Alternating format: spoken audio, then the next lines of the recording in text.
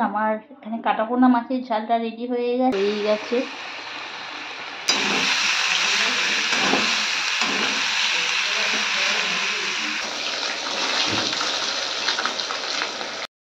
এখানে ভোলা মাছটা ভাজছি, তোমার ডাটার তরকারি হয়ে যাবে। আর দেখুন কালারটা এত সুন্দর এসেছে, মানে দেখলেই মন চায় খাই খাই।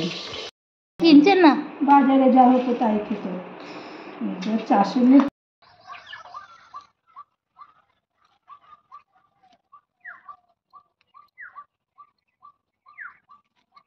তো এই যে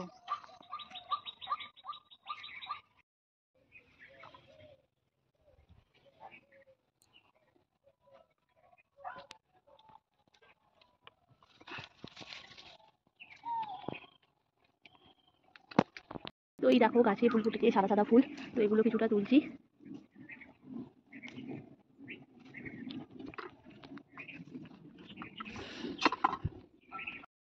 সকাল বন্ধুরা, আর আজকে দেখো দুপুরে কি রান্না করব। আর এই যে ছাতু, তো দেখতেই পাচ্ছ এটা কেনা ছাতু। এই দেখো ছাতুগুলো, এই দেখো কি সুন্দর ছাতু। তো এটা কালকে নিয়ে আসা হয়েছিল, তো এটা এখন তরকারি বানাবো। আর সাথে আজকে আর কি বানাবো বলো তো, এই যে ডাঁটা তো প্রচুর রয়েছে, ডাঁটা টমেটো এখানে আছে উচ্ছে, তো এটা একটা তরকারি বানাবো। তো আজকে কাটবে সমস্ত কিছু ঠাকুমা। আজকে কি বানানো হবে? আজকে বানানো হবে এই যে চাষ করা মাশরুমের সবজি, আর সাথে এই যে গরমে আছে ডাঁটা, করলা আর টমেটোর তরকারি। তো চলুন এগুলো সব কেটে নেবো। আর এই দেখুন আজকে সমস্ত সবজি ঠাকুমা কেটে দিচ্ছে। তো দেখতেই পাচ্ছেন ঠাকুমা আজকে সব সবজি কেটে দিচ্ছে। ডাঁটা সাথে হবে আলুর তরকারি, কোরক ছাতুর তরকারি, এটা মানে মাশরুম, মানে যেটা আমাদের অর্গানিক হয় সেটা হলো কোরক ছাতু, আর এটা তো চাষ করা হয় মাশরুম। তো খুব সুন্দর লাগছে।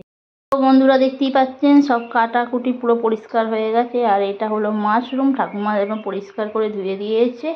আর এখানে আলুগুলো সিদ্ধ করে রেখি, সাথে ডাঁটা তো করলা, আর এই যে ওখানে টমেটো কাটা আছে। এই যে আজকের মাছ ভোলা মাছ আর রুই মাছ, তো এটা হবে ভাজা। বন্ধুরা এখন সকাল সকাল হচ্ছে আমাদের রান্নার জোগাড়।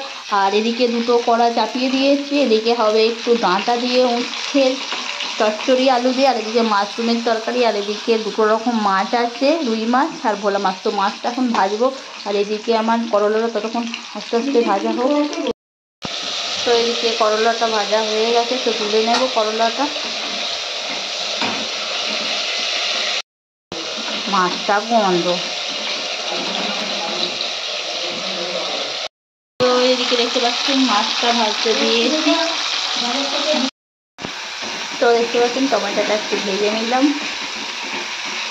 আর এটা তো আপনাদের সাথে দিয়ে দেবো একটু আদা, অল্প আদা দেবো।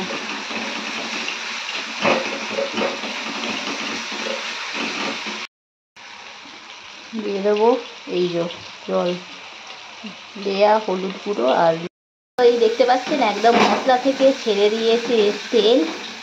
আর আমি এবার দিয়ে দেবো ডাঁটাগুলো সিদ্ধ করা।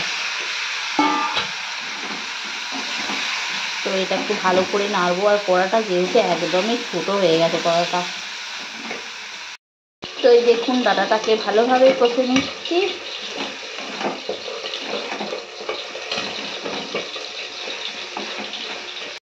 বন্ধুরা ডাঁটা আলু সমস্ত কিছু কষিয়ে দিয়েছি, আর কষিয়ে দিয়ে এই আলু আর ডাঁটা ভালোভাবে করে একটু জল ঢেলে দিয়েছি। তো এটা ফুটলে আমি নামিয়ে নেব।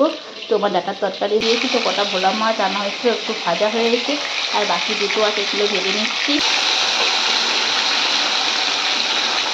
তো এই দেখতে পাচ্ছেন ডাঁটার তরকারি, দেখতে পাচ্ছেন এদিকে হয়ে গেল আমার ডাঁটার তরকারি। এদিকে ভোলা মাছটা আমি ভেজে নিলাম। আর এখানে আছে কাটাপোনা মাছ, তো কাটাপোনা মাছগুলো আমি ভাজতে দিয়ে দিচ্ছি। তো মাশরুমের তরকারি বানাবো, আর জল নিগড়ে এই যে জল নিগড়েছি, নিগড়ে মাশরুমটা দিয়ে দেবো তেলের মধ্যে। তো এই দেখতে পাচ্ছেন মাশরুমটা তেলের মধ্যে দিয়েছি, আর কত জল বেরিয়েছে, একেবারে জল বেরিয়ে গেছে। জল নিগড়ে নিগড়ে দিয়েছি তাও জল বেরিয়েছে। এদিকে হচ্ছে রুই মাছ ভাজা।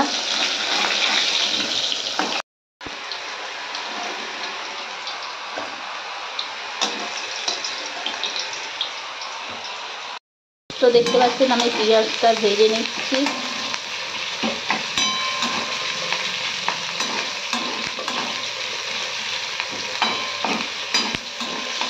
আমি মাশরুমটা ভেজে তুলে নিয়েছি আর রসুন টমেটো ভালোভাবে ভেজে নিয়েছি। আর এই যে মশলাটা একটু দেখতে পাচ্ছেন নিচে লেগে গেছে, যেহেতু মাশরুম ভেজেছি। আর এই যে এখানে লঙ্কা গুঁড়ো হলুদ গুঁড়ো দিয়ে দেবো। আর দেখতে পাচ্ছেন এই মশলার সাথে দিয়ে দিলাম আলুটা সিদ্ধ করা।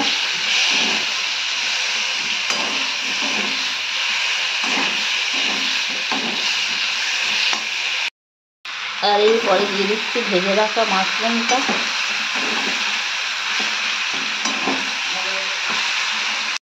তো বন্ধুরা এদিকে দেখতেই পাচ্ছেন আমার হয়ে গেছে মাশরুমের তরকারি আলু দিয়ে।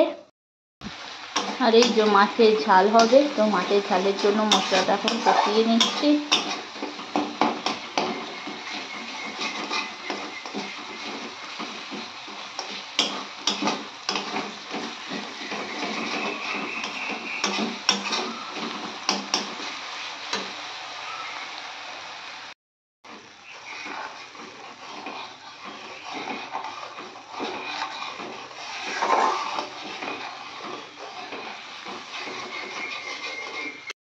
তো দেখতেই পাচ্ছেন ভোলা মাছের ঝালটা।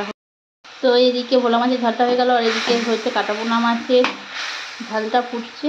তো ওতে দিয়ে দিয়েছি কটা গোটা কাঁচা লঙ্কা। আর এই যে মাছগুলো এবার সব দিয়ে দেবো।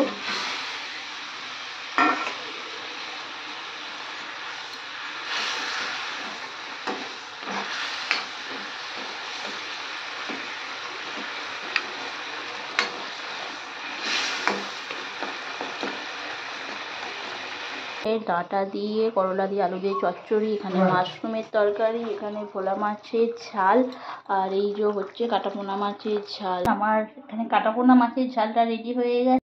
মাছের ঝালটা দেখতে পাচ্ছেন শুকনো শুকনো করেছি। মাশরুমের তরকারিটাও শুকনো শুকনো।